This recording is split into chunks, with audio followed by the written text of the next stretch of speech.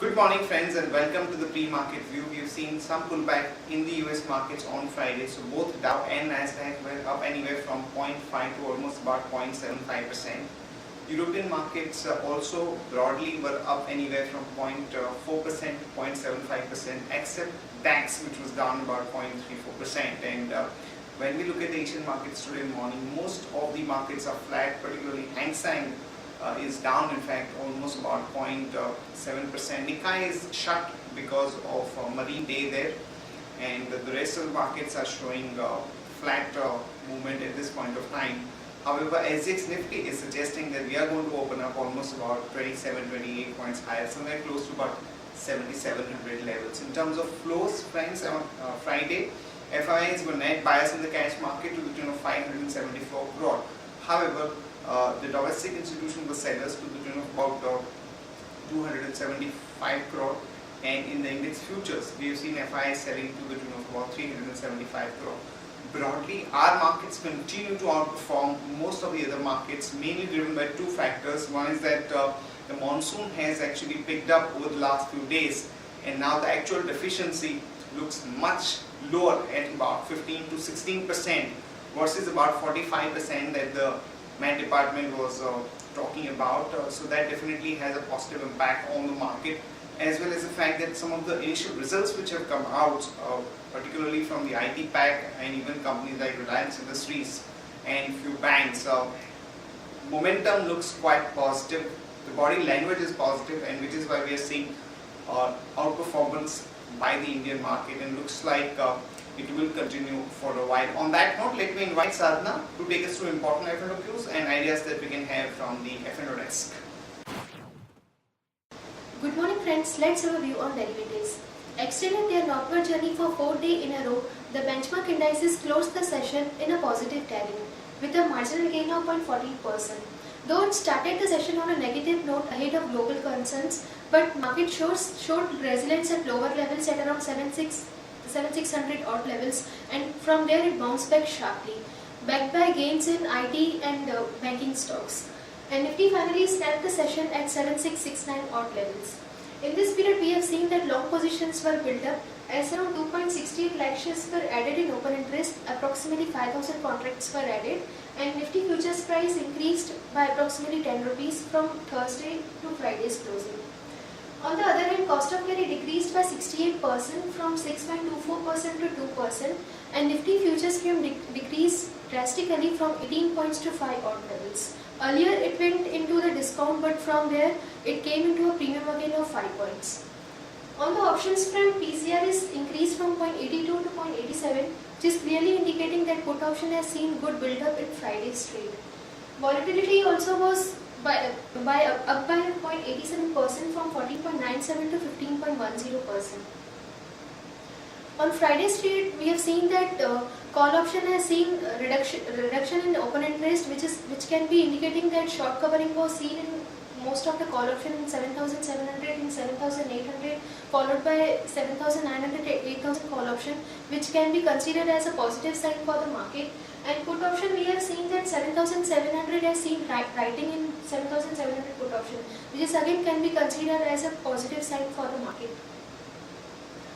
There are 5 securities in Banker today. One is Dish TV, second is GMR Infra, third is Indiabulls Real Estate, fourth is IRB, and fifth is Unity.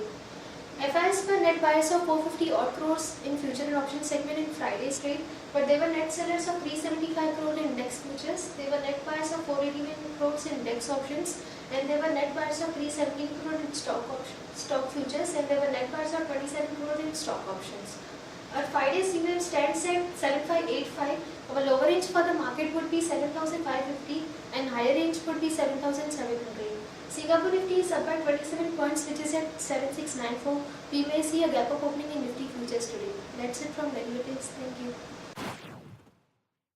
Let me take you through Sharekhan pre-market action report, starting with actionable ideas. And Reliance Industries came out with extremely good set of numbers, and their top line grew by almost about 7.2% to about 1,07,905 crore, and net profit for this June quarter grew by almost about 13.7% to about 5,957 crore. And these numbers were ahead of the market expectations. and the company is also looking at investing about 35,000 crore this fiscal. So we've seen some of the brokerages upgrading their numbers on the back of this quarterly results. So definitely the stock has actually corrected in the past few weeks. So one can go long there with a stop loss of 957 and a target of about 1006 to about 1025. Kotak Bank, as the Reserve Bank of India has actually allowed them to increase the FI limit to 40% from about 37%.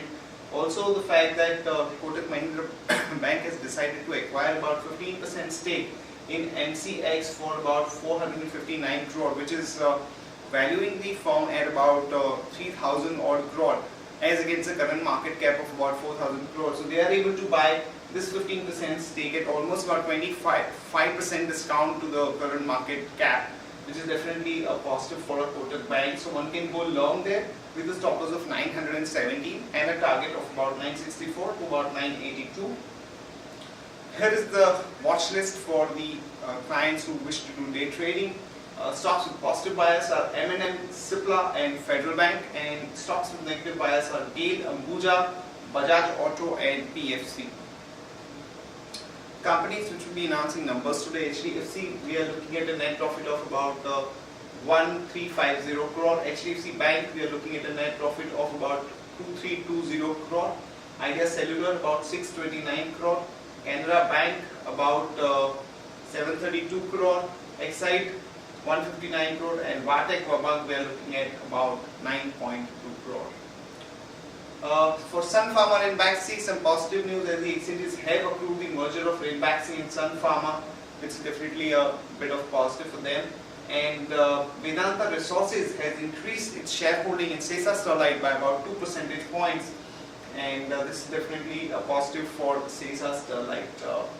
Also, the Department of Industrial Policy and Promotion is considering a move to scrap 30% domestic sourcing clause for the FDI in the retail. So this is definitely a macro positive for that sector, and unions representing workers at Coal India have opposed any move to divest the stake in Coal India.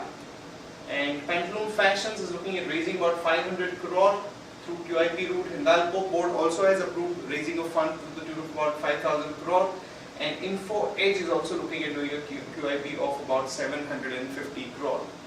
That's it from all of us, friends. Have a great trading session and see you tomorrow at the same time.